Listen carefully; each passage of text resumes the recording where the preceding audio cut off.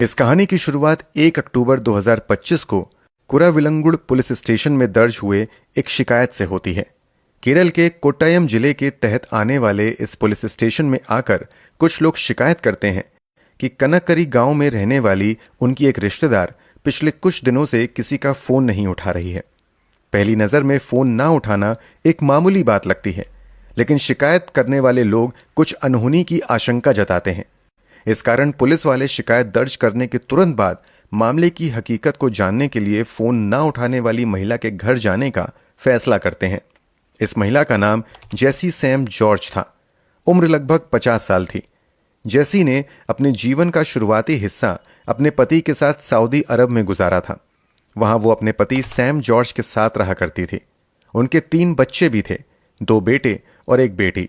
Saudi अरब से वापस आने के बाद पति पत्नी केरल के कन्नकरी गांव में 2 मंजिला आलीशान बंगले में रहते थे, जबकि उनके तीनों ही बच्चे पढ़ाई पूरी करने के बाद ब्रिटेन और अलग अलग देश में जॉब कर रहे थे।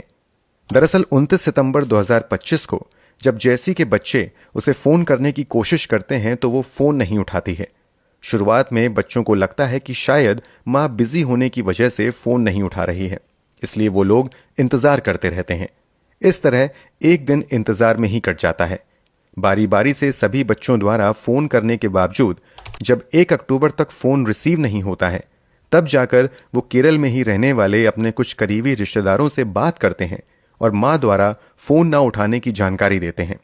इस दौरान ये लोग साथ में ही रहने वाले अपने पिता सैम जॉर्ज से भी कांटेक्ट करने की कोशिश करते हैं, लेकिन उनका नंबर भी अनरीचेबल आता है। बच्चों के ही कहने पर रिश्तेदार पुलिस में जाकर शिकायत दर्ज करवाते हैं। अब पुलिस मामला दर्ज करने के बाद जैसी की तलाश में घर तक चली आती है। उन्हें घर पर ताला लटका हुआ दिखाई देता है। यह घर 2 मंजिल का था। एक फ्लोर पर जैसी रहती थी, जबकि ग्राउंड फ्लोर पर उसके पति सैम जॉर्ज रहा करते थे। पुलिस आसपास के लोगों से इस घर में रहने वाले लोगों के बारे में जानकारी लेती है, लेकिन पुलिस वालों को कोई कामयाबी नहीं मिलती है। अब पुलिस वाले भी जैसी के पति सैम से कांटेक्ट करने की कोशिश करते हैं ताकि जैसी के बारे में पता लगाया जा सके। सैम ही वो शख्स था जो पिछले कई सालों से लगातार जैसी के साथ रह रहा था।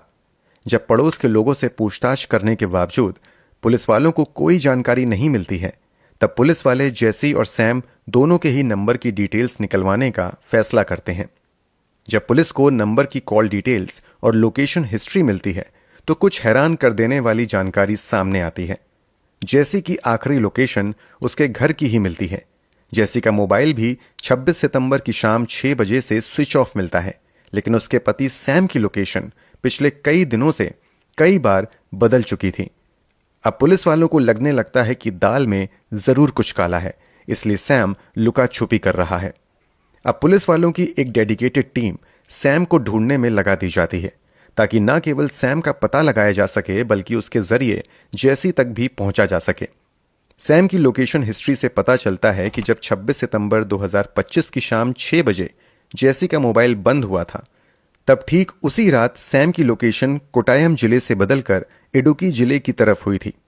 इतना ही नहीं, पुलिस वाले जब घर के आसपास लगे सीसीटीवी फुटेज को खंगालती है, तब वहां से भी कंफर्म होता है कि 26 से 27 सितंबर की आधी रात को सैम अपनी कार से निकलता है और वो इडुक्की जिले की तरफ जाता है और फिर अर्ली मॉर्निंग वापस अपने घर की तरफ आता हुआ दिखाई देता है। किसी भी सीसीटीवी फुटेज में जैसी की मौजूदगी नहीं देखी जाती है।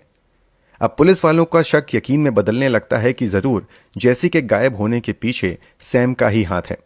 इसलिए पुलिस वाले एक बार फिर से सैम की तलाश में कुछ संभावित जगहों पर छापेमारी करती है, लेकिन कहीं से भी सैम का पता नहीं चलता है।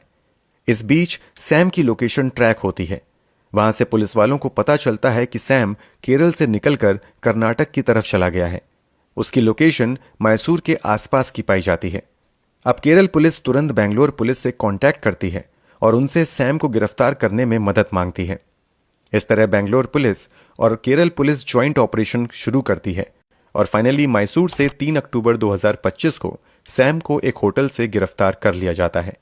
उस होटल में पुलिस वालों को सैम के साथ एक महिला भी दिखाई देती है। पहली ही नजर में साफ हो जाता है कि यह महिला भारतीय नहीं है। आगे की जांच में उस महिला की पहचान एक ईरानी महिला के तौर पर होती है, जो इस समय केरल के एक कॉलेज में पढ़ाई करने के लिए भारत में रुकी हुई थी। पुलिस उस ईरानी महिला और सैम को गिरफ्तार करके केरल लेकर आती है। यहां दोनों से ही पूछताछ का सिलसिला शुरू होता है। शुरुआती पूछताछ में सैम कहता है कि उसे पत्नी जेसी के बारे में कोई जानकारी नहीं है। सैम दावा करता है कि हम दोनों भले ही दुनिया की नज़रों में पति पत्नी हैं, लेकिन पिछले कई वर्षों से हम लोग अलग अलग जी रहे हैं। यही वजह है कि हम लोग एक घर में रहते हुए भी अलग अलग फ्लोर पर पिछले 15 वर्षों से रह रहे हैं। सैम पुलिस वालों के सामने कुछ कोर्ट के पेपर भी दिखाता है और दावा करता है कि उसका और सैम का डिवोर्स केस भी चल रहा है, जिस पर बहुत जल्द कोर्ट से फैसला भी आने वाला है। अब तक की पूछताछ में सैम पुलिस के सभी सवालों के सही सही जवाब देता चला जाता है, लेकिन जब पुलिस वाले जेसी के गायब होने और उसके मोबाइल लोकेशन में आए बदलाव के बारे में पूछताछ शुरू करते हैं तो सैम घबरा जाता है और वो कहता है कि मुझे उसके बारे में कोई जानकारी नहीं है। पुलिस वाले इस जवाब से संतुष्ट नहीं होते हैं और वो सैम पर एक के बाद एक सवाल दागने शुरू कर देते हैं। सैम इन सवालों में उलझने लगता है। वो पुलिस वालों के सामने बौखलाहट में अजीबोगरीब जवाब देना शुरू कर देता है। सैम की बौखलाहट देखकर पुलिस वाले समझ जाते हैं कि जरूर सैम कुछ छुपाने की कोशिश कर रहा है, इसलिए वो और भी ज्यादा कठोर सवाल करने लगते हैं। आखिरकार सैम का सब्र टूट जाता है और वो चीख कर जवाब देता है कि हां, मैंने जेसी को खत्म कर दिया है। मैं उससे तंग आ गया था। अगर मैं उसे खत्म नहीं करता तो मुझे तलाक के बाद उसे मोटे पैसे और अपनी प्रॉपर्टी में हिस्सा देना पड़ता। सैम के इन बातों का पूरा मतलब अच्छे से समझने के लिए सैम से आगे भी पूछताछ होती रहती है और उस पूछताछ के आधार पर पुलिस वाले हैरान कर देने वाला खुलासा करते हैं। खुलासे के मुताबिक सैम और जेसी की पहली मुलाकात 1990 के आसपास होती है। तब दोनों ही बेंगलुरु में काम के सिलसिले में गए हुए थे। यहां पहले दोनों की दोस्ती होती है और यही दोस्ती प्यार में बदल जाती है। सैम को यह प्यार तब होता है जब वो ऑलरेडी शादीशुदा था और उसकी एक बच्ची भी थी। जेसी इस बात से अनजान रहती है और वो सैम को कुंवारा समझकर रिश्ते को आगे बढ़ाने का ख्वाब देखने लगती है। बीतते समय के साथ सैम के इश्क की खबर उसकी पत्नी को भी लग जाती है। इस कारण पति पत्नी के रिश्तों में बहुत ज्यादा तनाव आ जाता है और हालात इतने खराब हो जाते हैं कि एक दिन सैम की पत्नी उसे और एकमात्र छोटी बेटी को छोड़कर चली जाती है। पहली पत्नी के चले जाने के बाद सैम का रास्ता साफ हो जाता है और वो 1994 में जेसी के साथ पति पत्नी के तौर पर रहना शुरू कर देता है। जब सैम के परिवार वालों को इस बात की जानकारी होती है तो वो इसका बहुत ज्यादा विरोध करते हैं।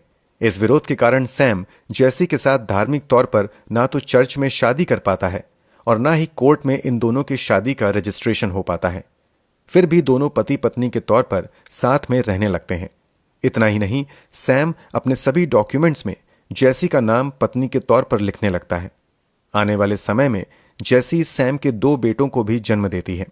इस दौरान शुरू में ही ये लोग सऊदी अरब चले जाते हैं। वहां लंबे वक्त तक रहते हुए काफी पैसा कमाते हैं। बच्चे भी अच्छी अच्छी यूनिवर्सिटी में पढ़ाई करने लगते हैं। खुलासे के मुताबिक सऊदी अरब में रहते हुए ही सैम के व्यवहार में बदलाव आना शुरू होता है और वो छोटी छोटी बातों पर जेसी के साथ मारपीट करना शुरू कर देता है। एक बार तो वो जेसी को इतनी जोर से धक्का देता है कि उसके सर पर चोट लग जाती है। फिर उसे लगभग 2 हफ्ते तक वेंटिलेटर सपोर्ट पर रखा जाता है। धीरे धीरे जेसी की हालत में सुधार होता है और फिर पूरी तरह स्वस्थ होकर अस्पताल से वापस घर आ जाती है। अस्पताल वालों को सैम जानकारी देता है कि बाथरूम में फिसलने की वजह से जेसी के सर पर चोट आई थी। ठीक होने के बाद जेसी भी अपने पति के बयान का समर्थन करती है ताकि पति किसी मुसीबत में ना पड़े और फिर वहां से दोनों वापस भारत आकर सेटल हो जाते हैं। भारत आने के बाद कुछ समय तक तो सैम और जेसी की स्थिति ठीक रहती है, लेकिन एक समय के बाद फिर लड़ाई झगड़े का दौर शुरू हो जाता है। इस लड़ाई झगड़े की सबसे बड़ी वजह सैम का दिलफेक होना था। दरअसल सैम जेसी से दूर होने लगता है और वो नई नई लड़कियों के साथ इश्क लड़ाना शुरू कर देता है। वो दुनिया के सामने खुद को अमीर कुंवारा लड़का के तौर पर पेश करना शुरू कर देता है। इस कारण जेसी के साथ रिश्ते और ज्यादा तनावपूर्ण हो जाते हैं। इस कारण दोनों एक घर में रहते हुए अलग अलग फ्लोर पर रहने लगते हैं। आने वाले समय में दोनों अलग होने का फैसला कर लेते हैं। इसके बाद 2018 में जेसी अदालत में protection of women from domestic violence act के तहत अदालत में मेंटेनेंस और पुलिस सुरक्षा के लिए अपील करती है।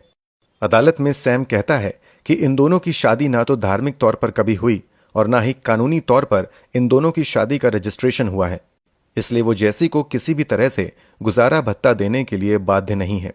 लेकिन अदालत कहती है कि पिछले कई सालों से दोनों पति पत्नी के तौर पर साथ रह रहे हैं, इसलिए गुजारा भत्ता देना ही होगा। अदालत ही जैसी को घर में रहने का हक भी दिलवाती है।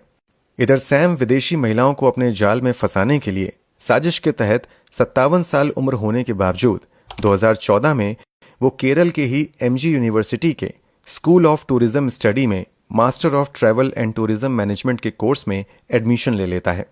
यहाँ वो कई विदेशी महिलाओं को अपनी चाल में फंसाने में कामयाब हो जाता है।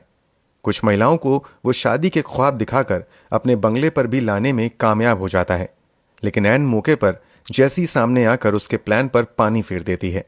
वो विदेशी महिला को बता देती है कि मैं इसकी पत्नी हूं और इसने पहले भी कई लड़कियों को अपने जाल में फंसाया है। अपनी पत्नी से तंग आकर सैम तय करता है कि वो जैसी को अब न केवल अपने घर से निकाल देगा बल्कि उसे गुजारा भत्ता भी देना बंद कर देगा। इसलिए एक बार फिर से वो अदालत का दरवाज़ा खटखटाता है, लेकिन अदालत की सुनवाई में लगने लगता है कि अदालत का फैसला जैसी के पक्ष में होगा। इससे सैम बहुत ज़्यादा परेशान होने लगता है। इसी बीच उसकी मुलाकात एक ईरानी महिला से कॉलेज में हो जाती है। ईरानी महिला के सामने भी वो खुद को अमीर और कुंवारा एनआरआई बताता है। कई बार उस ईरानी महिला को घर पर भी लेकर आता है, लेकिन इस बार ईरानी महिला को सैम अपना स्टूडेंट बताता है। जैसी खामोश रहती है, लेकिन सैम को पूरी तरह लगने लगता है कि अक्टूबर के अंत में अदालत से आने वाला फैसला भी उसकी पत्नी के हक में जाएगा। ऊपर से उसकी पत्नी उसे ईरानी महिला से भी दूर कर सकती है, इसलिए वो अपनी पत्नी को ही खत्म करने का फैसला करता है। इस प्लानिंग के तहत वो पहले उन इलाकों का चुनाव करता है जहां वो शव को ठिकाने लगा सके। इसी के तहत वो घटना को अंजाम देने से 10 दिन पहले ही अपने घर से लगभग 60 किलोमीटर दूर सुनसान इलाके में जाता है और वहां उस खाई की तस्वीर अपने मोबाइल में खींच लेता है जहां वो पत्नी की हत्या के बाद शव को ठिकाने लगाने की प्लानिंग करता है। बाजार से एक बड़ा सा धारदार हथियार भी खरीद लेता है और अपनी कार में छुपा देता है। 26 सितंबर को वो अपने घर वापस आता है और शाम के समय घर के ऊपरी फ्लोर पर चला जाता है जहां इस समय जैसी रह रही थी। यहां किसी बात को लेकर दोनों में बहस शुरू होती है और इसी बहसबाजी के दौरान मौका पाकर सैम अचानक से जैसी का गला दबा देता है और वो तब तक दबाए रखता है जब तक कि जैसी की सांसें थम नहीं जाती।